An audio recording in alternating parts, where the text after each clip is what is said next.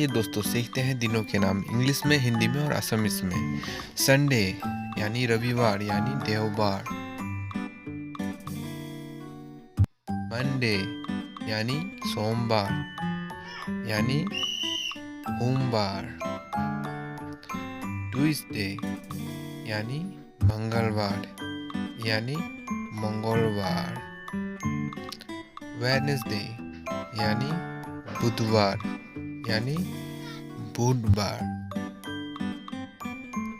Thursday यानी बृहस्पतिवार यानी बृहस्पतिवार। फ्राइडे यानी शुक्रवार यानी शुक्रवार। सैटरडे यानी शनिवार यानी शनिवार।